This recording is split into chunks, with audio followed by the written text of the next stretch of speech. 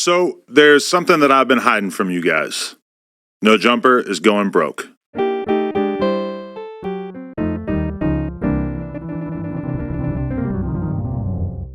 Now, since you clicked on the thumbnail, I'm guessing you are curious what's going on with Adam 16. Well, apparently No Jumper is going out sad. They're running out of money. They are going broke. Just as broke as an NBA player whose career was cut off way too short. So that's pretty much going on at the No Jumper podcast. Now, yeah, they're going out bad. They're going out sad, but they're not downright depressed yet where they're selling their cheeks, sort of like a lot of the girls that they used to bring onto their platform before the times got tough. It's not downright to that point yet, but they did have to lay off a lot of employees and they had to send them back to the streets where they might have to, prematurely start selling those cheeks. But it is possible that that's how some of them did go out. And if things don't change, you're going to see many more of them probably go out just the exact same way. Now, I got a feeling that this is going to be the start of a new trend. Not maybe like a mass trend where you see all the top YouTubers, out there going down, but a lot of these major platforms where they had a lot of overhead, where they had a lot of employees and a lot of people that work for them, and they also were getting like office spaces and stuff like that because they boomed during the pandemic. It's once again why you don't see Fresh and Fit doing as much as they used to. They take off days of the week when it comes to like having the chicks on the platform and bring on a lot of people, collabing with a lot of individuals because you got to pay them money. The money ain't coming in as strong as it used to. Views are down all over YouTube. I don't know if many of y'all have noticed, but like, if you're popping, if you're booming, you might be doing pretty well. Your channel might be surging at a point where you're consistently getting the same amount of views as you continue to grow and whatnot. But a lot of these other creators, a lot of places like this, views are just up and down, very inconsistent. You're just hoping that you have a video pops. That way you can have some like decent revenue for the month. If not, then you're probably not going to make much. But just start paying attention to those platforms that is just like, man, they usually have a lot of people that seem to go into that operation. If it seems like they probably have a lot of cameramen, people that pay attention to lighting, people that do their own sound, people that actually do the editing. That's a lot of different people to have to pay just to stay on YouTube. It's not like a normal business where you got a lot of money and cash flow coming in. On YouTube, it's very fluid when it comes to the whole Google AdSense money. I'm not really sure how that stuff calculates, but all I know is it's not as good as people might think it is. But anyway, I really did want to go ahead and dive into this video. I know that might sound crazy. Between both of our YouTube channels last month, we got over 25 million views. We're doing well on Facebook and Snapchat. We employ quite a few of the hottest content creators on the West Coast, and we pump out an insane amount of content on a weekly basis. How could we be going broke? Well, let's start here. We expanded too much during COVID at just about the exact moment that our revenue streams all took a hit. We hired a whole bunch of editors and other employees, and we bought a huge office building that cost us almost $4 million, thinking that the growth that we were experiencing during the pandemic was going to continue. And unfortunately, that did not happen. Our YouTube numbers, which had doubled or even tripled, gradually returned to normal. Our Snapchat and Facebook numbers, which had exploded during COVID, sometimes even hitting six figures a month, shrank by about 80% or more. Our Patreon, which was absolutely killing it for a year or two when we were doing uncensored, aka nude interviews with up-and-coming superstars like Kazumi and Sky Bree, fell off quite a bit with the launch of Plug Talk and a decreased interest in seeing us interview stars. Now, I think it has much more to do than just having people out there trying to, reproduce your own material as copycats. I think there's more to it than that. I think it's just the fact that, hey, man, people get tired of hearing the same conversation over and over and over again. It's the same way why I get tired of talking about Fresh and Fit on this platform. I might mention them a lot in this video because they are kind of a benchmark when it comes to trying to attain certain levels of status here on these platforms. They reached a really ridiculous level. I mean, I know people hate on them all the time and I hate them on them all the time, but they did reach a really high level of success. And I'm not going to sit here and just ignore that happening. I mean, they were getting a lot of money in Super Chat. People were just coughing up their mortgages to Fresh and Fit. They were doing everything they possibly could to sabotage all their relationships and everything they had in their lives just to give money to Fresh and Fit. They were making that much money. There's a reason why they were having the mega parties, all the chicks on there. The reason why they could collab with so many different scammers on their platform is because they had that money. They could exploit it. They could just trick it off. They could do whatever they wanted because people were giving it up. Same thing was happening to No Jumper and other platforms like that. But for platforms like No Jumper, unfortunately, people just got tired of watching. Wasn't as interesting, I guess, to them. It wasn't as appealing. It was just like, tired. First, we lost the No Jumper Instagram. After almost 10 years of building it up and essentially no strikes on our account, we got taken down one day and we still have absolutely no idea why. We've had no luck getting it back despite being in contact with what seems like every Instagram recovery guy on the face of the planet. We were bringing in a very solid amount of cash monthly that was keeping us afloat via selling sponsored posts on the account, and that mostly vanished overnight. And while we've been growing the new No Jumper LA account up ever since and managing to sell sponsored collab posts using my Instagram and the No Jumper LA account, DM or email if interested, we aren't making anywhere near as much from Instagram now. Side note, if you're a meta rep, please DM me. I would love to speak to anyone who could help with this. And second, in addition to that, we have been hit with a bullshit lawsuit from a former employee. Now, essentially everything in this lawsuit is completely fictional, and every lawyer that I've spoken to about it has described this as basically an extortion attempt, but it still cost us a ton of money already, and it's expected to cost us many hundreds of thousands of dollars to see this through to completion. I decided to retell this story because the last time I decided to tell the story, it didn't go the way I wanted it to go. So this time I'm restarting. Well, anyway, back when I was in college, I went to Tennessee Tech University, as I've alluded to many a times on this channel. Well, I lived in the all guys dorm. God forbid, I'm pretty sure that was my last choice, but that's the one I ended up in, of course, just like I had checkmarked it as the only one I wanted to be in. Well, of course, if you live in an all guys dorm, you could probably imagine the ridiculous things that would take place with a whole bunch of just college dudes all in one area. Well, all that kind of, shenanigans and degeneracy all took place over on the 4th floor of where I was living. I remember when I used to go to the communal shower. Luckily this day I had my flip-flops on, because you need shower shoes when you go into those mugs, because, well, people are very, very unsanitary, as I'm about to tell you in this story. Well, I was showering, and I remember, you could tell just based on the little cracks, the little areas that you can see, like, who's passing by and jumping into which shower. You don't have to see them completely naked, but who's passing by based on voices, etc. There's a whole bunch of things going on that lead you to know who you're showering next to, because, you get to know people. Well, I knew who was on both sides of the shower, and I remember I was proceeding, and as I was going through this whole thing, I started to smell disturbing odors, things that were, confusing to me to smell while I was in the shower.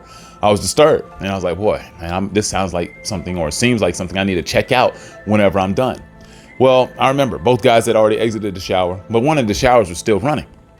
And I remember this disturbing fragrance. I was still smelling it. And I was like, man, I gotta check this out. So I finished my shower, close up.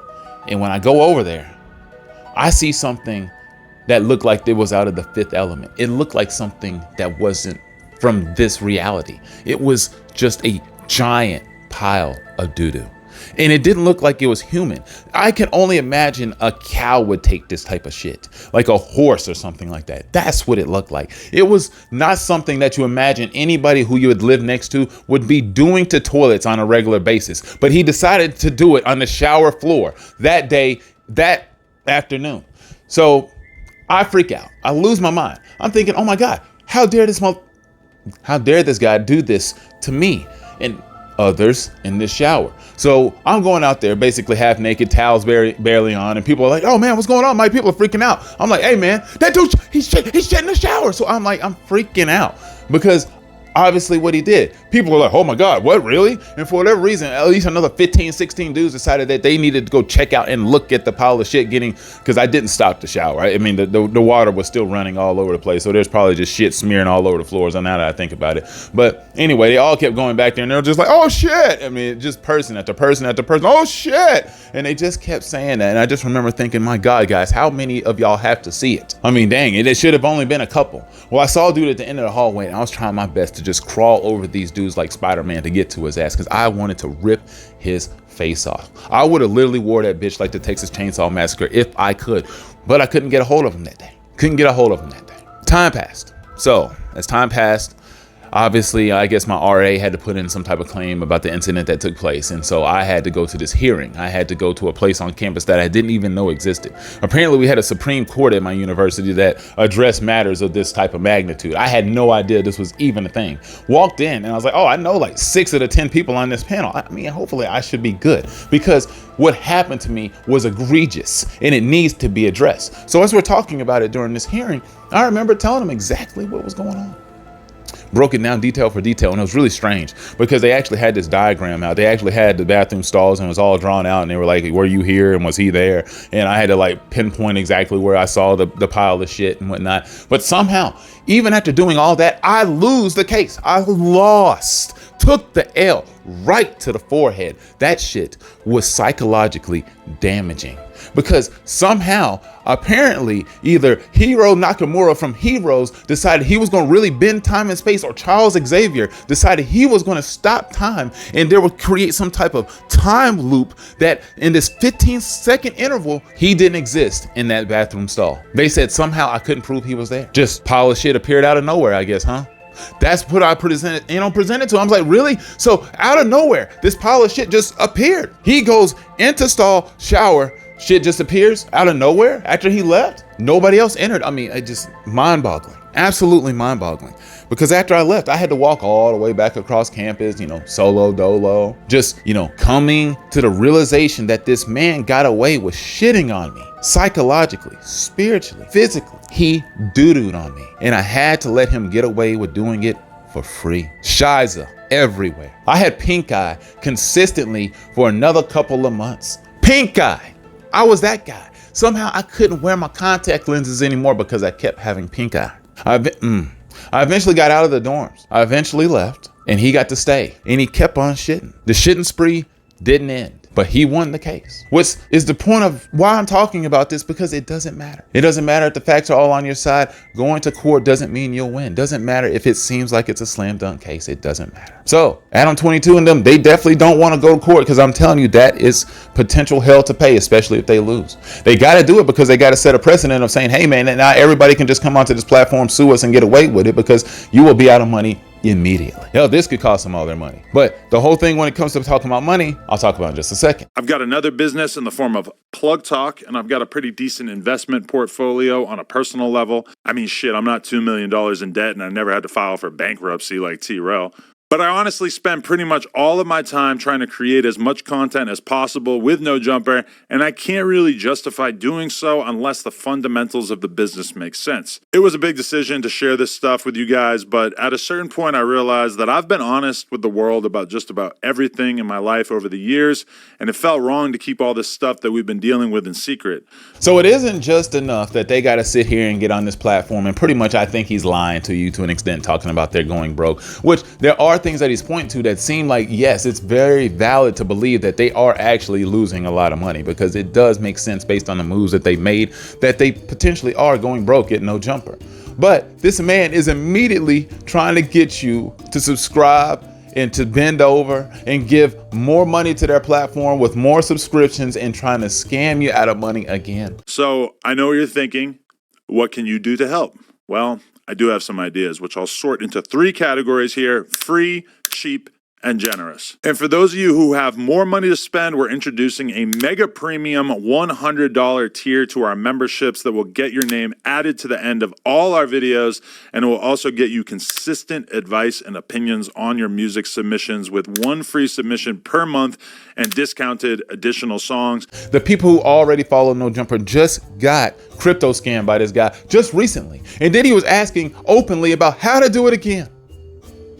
And he's back on here talking about how you can give him more money. These guys are so good at trying to scam their dumbass audience. The people who watch No Jumper consistently, I'm imagining, aren't very intelligent people. I'm imagining they have a potato in their head or a brain instead of an actual brain. Like, I don't think anything's actually working up there, and it's really a shame, because to just consistently digest that content, your life has to be at rock bottom. I mean, now look, there are, I guess, interviews that are interesting, and maybe you should just, check them out. And there are some very clippable moments from that podcast, but overall, these people made terrible moves. Like, why on earth would you get yourself a building really, riding your own gravy train, really, just faking, not really faking the funk. They were just really sniffing their own shit and really liking it. They were just enjoying themselves. They were high on their own supply way too much then. They peaked during the pandemic and they thought it was sustainable. And he said that. He did say that. And it wasn't. Like, they invested in this ridiculous building, which that's the point I was trying to make earlier. Is like, people are going to consistently start doing this. You're going to see people who invested a whole lot. That's why the whole Fresh and Fit thing, they were smart enough to do it in their apartment, because paying for a whole other site is ridiculously highly priced. You know, I'm just saying, like, paying rent on a building to own a business is a lot. That's why barbershops are starting to try to charge you $100 a head, which is a complete scam. And I'll get to that in another video. But that is just something that people are trying to do to you. And that's what Adam is basically doing out here now. Now he's basically lying to your face about trying to get more money from you, but they are actually probably running out of money. So he probably needs it, but he's trying to do it in a very scummy way, like what is typical on his platform. But anyway, I just wanted to address that today and, you know, talk about it. So anyway, it was a hot thing. And either way, I'll see you soon.